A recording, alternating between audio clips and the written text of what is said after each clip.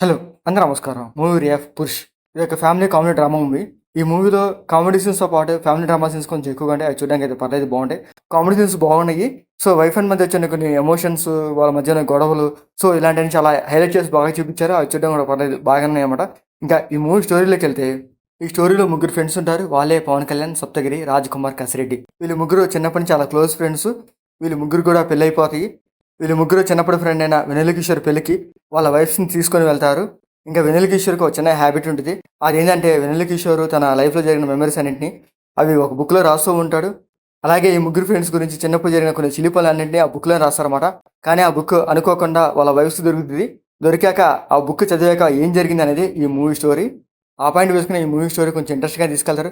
దానికి తగ్గట్టుగా comedy, emotion సీన్స్‌తో పాటు కొంచెం డ్రామా సీన్స్ కూడా యాడ్ చేస్తారు. అవి చూడడానికైతే పర్లేదు బాగుంటాయి. మూవీ స్టార్టింగ్ నుంచి ఎండ్ వరకు ప్రెజెంట్ జరుగుతున్న వైఫ్ అండ్ హస్బెండ్స్ రిలేషన్షిప్స్ ఎలా ఉంటాయి అనేది ఆ పాయింట్ మీదే ఈ మూవీ తీసుకెళ్తారు. దానికి తగ్గట్టున వాళ్ళ మధ్యన love, emotional drama and comedy scenes కూడా బాగా యాడ్ చేశారు. అది చూడడానికి అయితే పర్లేదు బాగుంటాయి. ఇంకా ఈ మూవీలో హైలైట్ ఏంటంటే వెన్నెల కిషోర్ క్యారెక్టర్ చాలా బాగా డిజైన్ చేశారు. వెన్నెల కిషోర్ 20 మినిట్స్ ఉంటాడు. ఉన్నంత సేపు మంచి కామెడీ అయితే జనరేట్ చేశాడు. ఆ 20 మినిట్స్ ఎపిసోడ్ కామెడీ సీనే ఈ మూవీకి హైలైట్. సో, అది చాలా బాగా డిజైన్ చేశారన్నమాట. చూడడం కూడా బాగుంటుంది.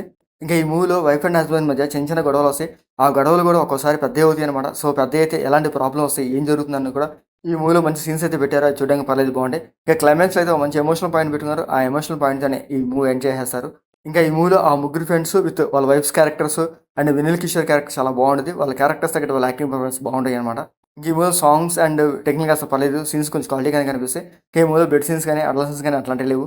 మూవీ వాళ్ళకైతే పర్లేదు బాగుంది. ఒకసారి చూడొచ్చు. సో, మీకు నచ్చితే చూడండి థియేటర్‌లో, లేకపోతే లీవ్ ఇట్. మీకు మా ఆడియన్స్ నచ్చితే లైక్ చేయండి, షేర్ చేయండి, సబ్స్క్రైబ్ చేసుకోండి. Thank you for watching.